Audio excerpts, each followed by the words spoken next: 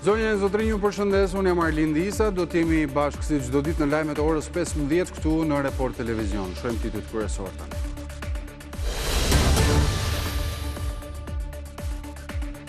Për të disatën herë, gjykata e posaçme rrëzoi kërkesat e Erion Veliajt për t'i dhënë akses të njëjtë personalisht me dosjen ndaj tij, si dhe që gjatë seancave të qëndroi jashtë kafazit të qelçt. Pas vendimit kundër tij, Veliaj largoi nga mbrojtja Artan Gjermenin. Gjykata e posaçme i caktoi një avokate kryesisht, e cila duhet të njohë nga pika zero dosjen afro 60.000 faqe ndaj kryebashkiakut. Një ditë pasi Klodian Brau zgjodh nga KLP-ja në krye të prokurorisë së posaçme Altin Dumani në javën e fundit si drejtues, thotë se SPAK tashmë i ka dhënë provat e integritetit dhe forcës për t'i rezistuar të ardhmes me hetime të pandikuara. Politikat dhe ndërkombëtarët përshëndetën zgjedhjen e Braus në krye të SPAK.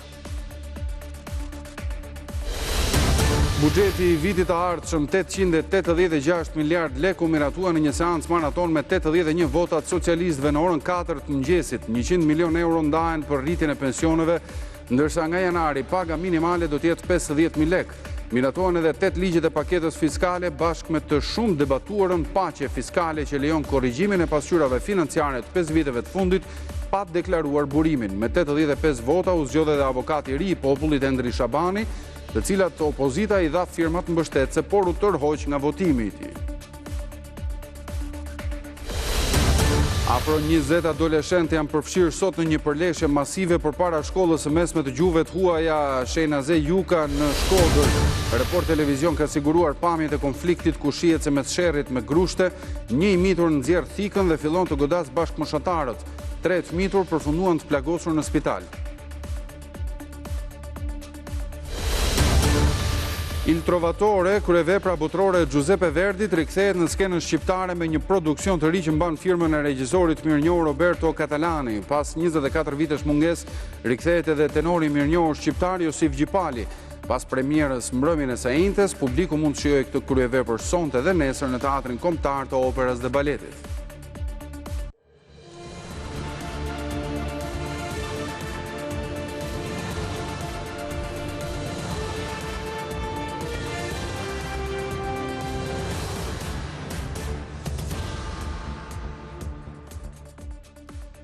Gjykata kushtetuese mblidhet sot për të vendosur nëse do të marrë në shqyrtim kërkesën e kryeministrit Edi Rama lidhur me pezullimin e vendimit të gjykatës së posaçme që pezulloi nga detyra zëvendës kryeministren Belinda Balluku. Do të shkoj tani në një lidhje të drejtë për drejtë me gazetaren Esion Ekonomi për të kuptuar nëse ka filluar kjo mbledhje dhe si ka ardhur gjithë çështja deri këtu dhe ndoshta çfarë pritet të ndodhë.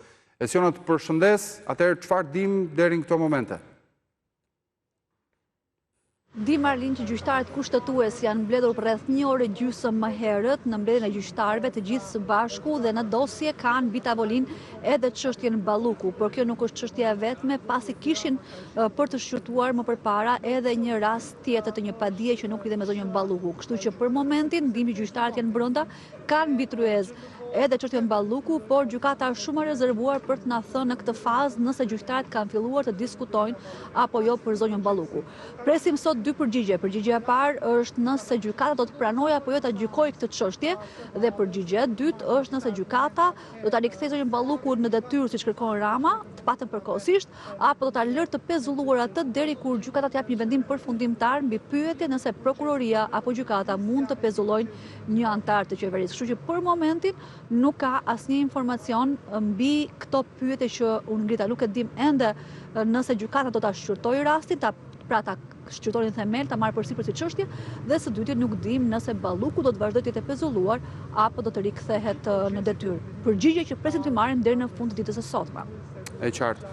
Ndërkohë ka dhe një informacion që kushtetuesja ja ka dërguar Report Televizion në lidhje me procedurat për zgjedhjen e kryetarit, apo jo? Çfarë mund të themi në lidhje me këtë?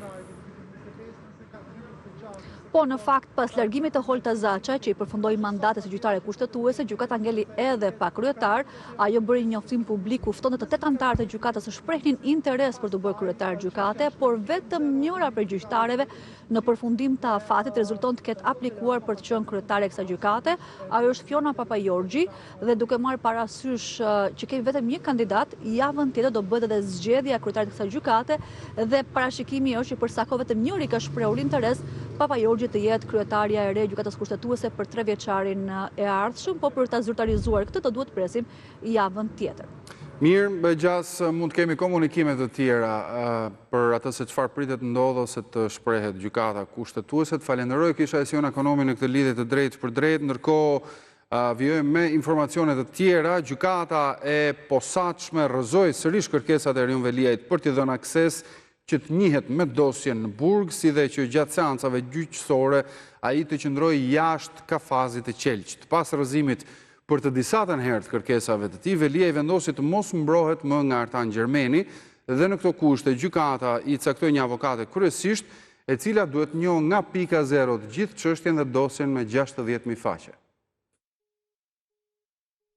Kryetari i Bashkisë së Tiranës Erion Veliaj kërkon që seancat paraprake ndaj tij të shtyhen derisa t'i garantohet e drejta për të njohur me dosjen afro 60.000 faqesh, të cilën që prej shkurtit që ndodhet në paraburgim ende nuk ka mundur ta lexojë. Kjo kërkesë u lexua këtë të premte nga avokati Artan Gjermeni në seancën paraprake me dyert të mbyllura, ku vetë Veliaj ishte i pranishëm.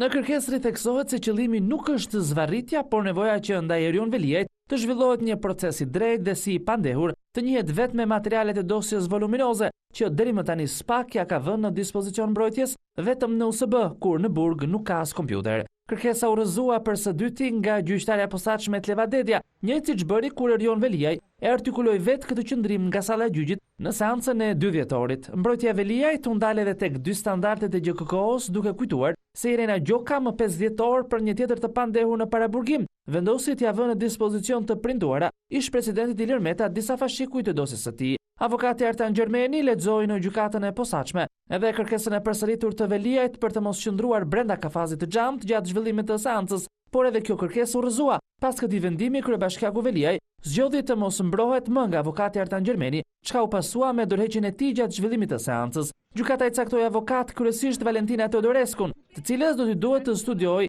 nga zero 60.000 faqe të dosjes. Në këtë seancë paraprake bëri mbrojtjen biznesmeni Shkëlqin Fusha, i cili kërkoi pushimin e çështjes me argumentin se nuk ka vepër penale. Erion Veliaj, i cili ende nuk ka paraqitur argumentet e tij mbrojtëse, qëndroi në sallë deri në fund të seancës, kur gjyqtarja mori vendim për shtyrjen më 5 janar. Një ditë pasi Klodian Brau u zgjodh nga Këshilli i Lartë i prokurorëve në krye të prokurorisë posaçme, Altin Dumani në javën e tij të fundit si drejtues thotë se SPAK tashmë është një institucion që i ka dhënë provat e integritetit dhe të forcës për t'i rezistuar të ardhmes. Në një bashkëbisedim me studentët në Durrës, Dumani kërkon luftë të gjithë shoqërisë ndaj korrupsionit. Vetëm një javë nga mbarimi i mandatit si kryeprokuror i posaçëm dhe një ditë pasi i është zgjedhur pasardhësi, Altin Dumani është optimist për të ardhmen e SPAK.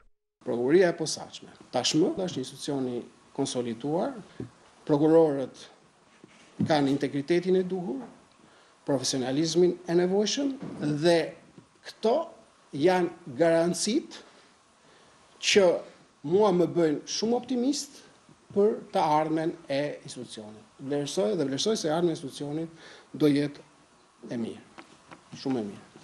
Ndërkombëtarët fjalët i kishin të mëdha për Dumanin, teksa e vlerësuan si shërbim të pashembullt punën e tij. Por kreu i SPAK pranon vetëm se këto 3 vite ishin shumë të vrrullshme. Unë jam një prokuror, si gjithë prokurorët e tjerë të posaçëm, ka qenë vërtet nder për mua të drejtoj institucionin këto 3 vite, shumë intensive, shumë të vrrullshme. Në bashkëbisedim me studentët e Universitetit Aleksandër Mojsiu në Durrës, kreu i SPAK Altin Dumani e veçoi presionin që ka ardhur në drejtim të tij e kolegëve nga politika. Presioni politik ndaj prokurorisë së posaçme ka qenë publik, i shpesht, dhe SPAK ja ka arritur të rezistojë presioneve politike dhe prokurorët e posaçëm kanë hetuar, të pandikuar. Korrupsionin e quajti një plag që gërryen shtetin dhe për luftën ndaj tij thotë se është detyrë e çdo institucioni.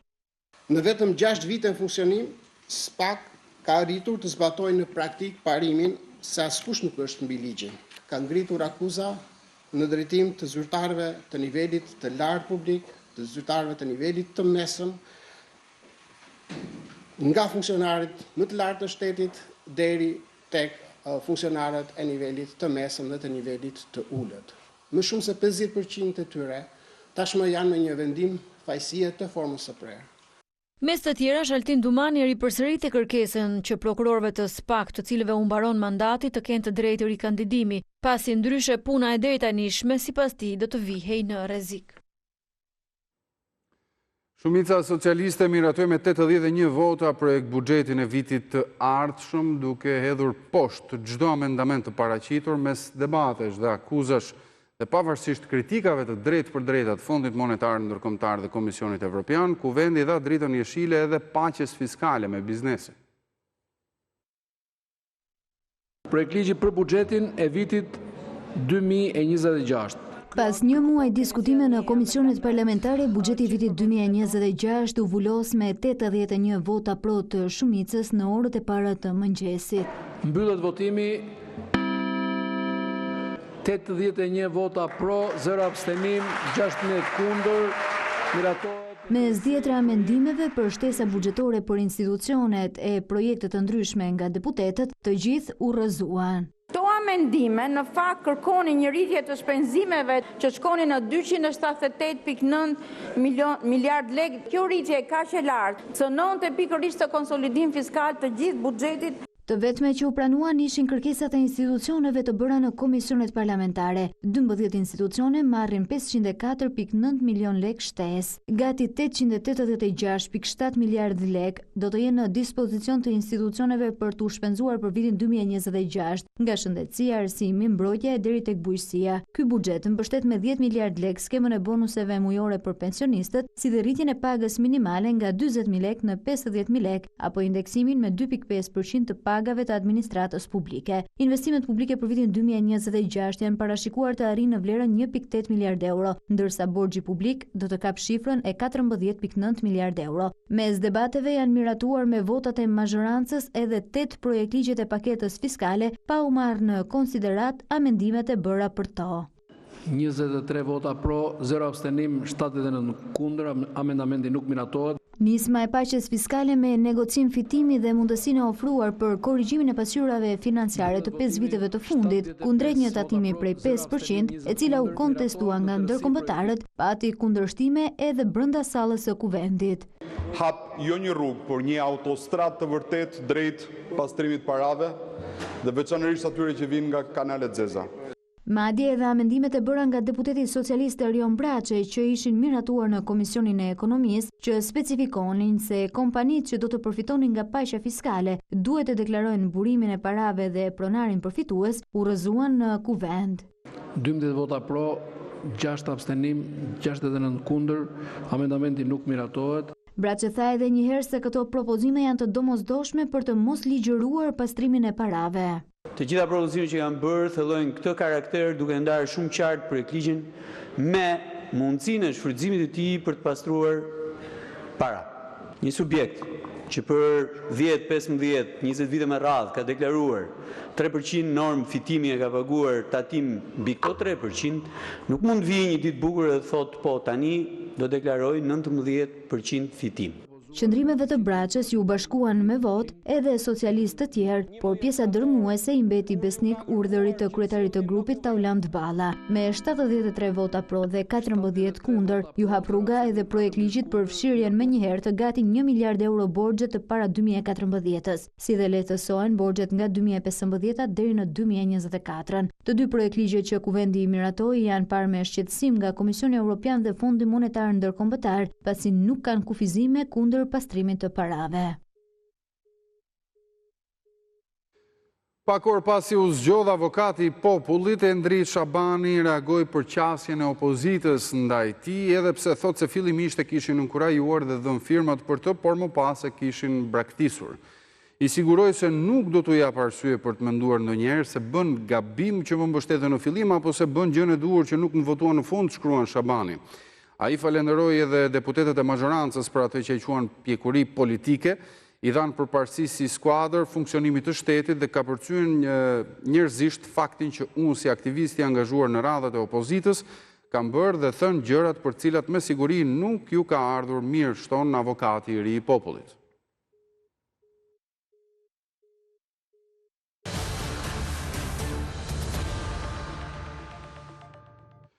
Il Trovatore, kryevepra botërore Giuseppe Verdit rikthehet në skenën shqiptare me një produksion të ri që mban firmën e regjisorit mirënjohur Roberto Catalani. Pas 24 vitesh mungesë, në skenën shqiptare rikthehet edhe tenori mirënjohur shqiptar me karrierë ndërkombëtare Josif Gjipali.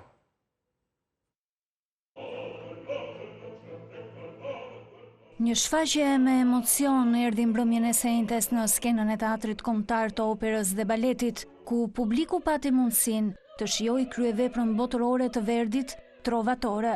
Premiera u prit me duar trokitje dhe shënoi rikthimin e tenorit të mirënjohur Josif Gjipali, pas më shumë se 2 dekadash në skenën shqiptare, në mpetkun e personazhit të Manrikos. Për herë të parë debutoi në teatrin e operës dhe baletit, mezzosopranoja Enkeleida Shkoza, e cila karrierën e saj e ka ngritur në Itali.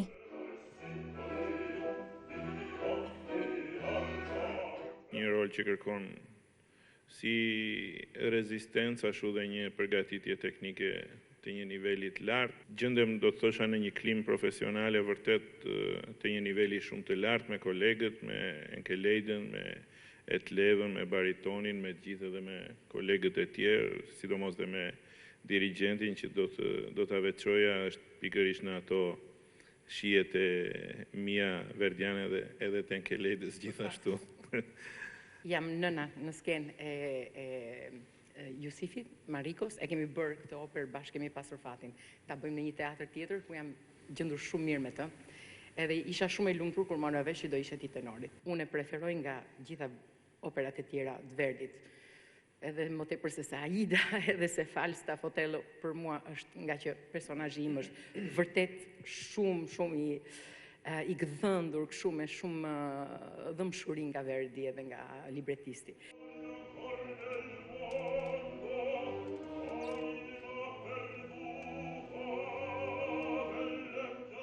Kasti i solistëve të teatrit të operës, Eva Golemi, Bledar Domi, Suada Gjergji, Matias Gjeli dhe Erlin Zeraliu u prit shumë mirë nga publiku. Baritoni Hank Bajar Henkbolt solli një Conte di Luna të fuqishëm. Orkestra simfonike dhe kori teatrit kombëtar të operës dhe baletit në drejtimin e dirigentit Andrea Solinas, si dhe dirigentit të korit Dritan Lumshi, shoqëruan me mjeshtëri këtë premier, duke theksuar tensionin dramatik dhe pasurinë muzikore të veprës. Trovatore ka pasur premierën e saj në vitin 1853. Ndërthurja e dashurisë, xhelozisë dhe akmarrjes e bën edhe më tragjike historinë e Manrikos dhe Leonorës.